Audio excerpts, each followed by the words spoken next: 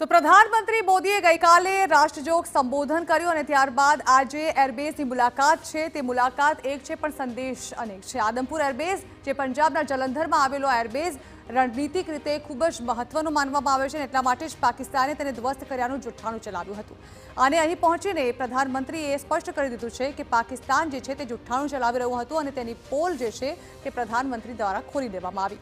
પાકિસ્તાને આ એરબેઝ પર હુમલાનો દાવો કર્યો હતો અને તેને મોટા પાયે નુકસાન પહોંચાડ્યાની પણ વાત જે છે તે પાકિસ્તાન દ્વારા કરવામાં આવી હતી। પીએમ મોદીની મુલાકાતની તસવીરોમાં એરબેઝ જે છે તે સહી સલામત દેખાઈ રહ્યો છે। દરેકે દરેક તસવીરમાં ક્યાંય પણ એવું નથી દેખાઈ રહ્યું કે એરબેઝને કોઈ નુકસાન પહોંચ્યું હોય। તો આ જે તસવીરો સામે આવી તેનાથી સ્પષ્ટ સંદેશ છે કે અમારા એરબેઝને નુકસાન પહોંચાડવાની હિંમત તમારામાં નથી।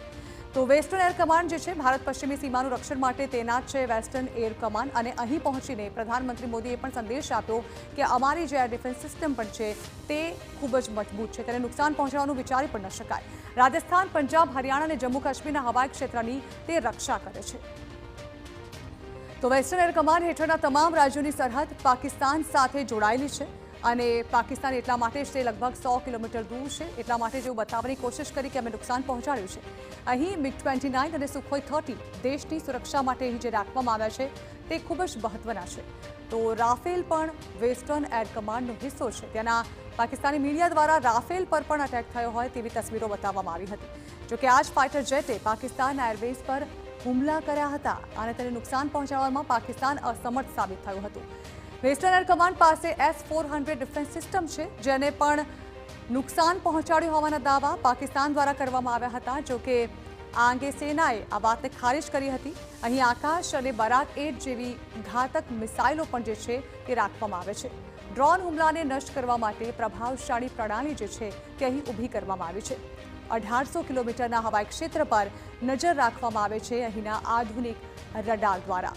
કેપમાં ત્રિશૂળ અને બાજનું ચિહ્ન જે છે તે આજે જોવા મળ્યું હતું। ભારતની તાકાત અને જવાનોની વીરતાનું આજે પ્રતીક છે જે પ્રધાનમંત્રી મોદીએ પણ તસવીરમાં જે કેપ પહેરી હતી તેમાં જોવા મળી રહ્યું હતું।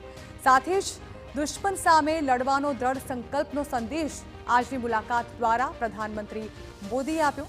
દેશનું નેતૃત્વ સૈન્યની સાથે છે તેવો સંદેશ આપવામાં આવ્યો પ્રધાનમંત્રી મોદી દ્વારા।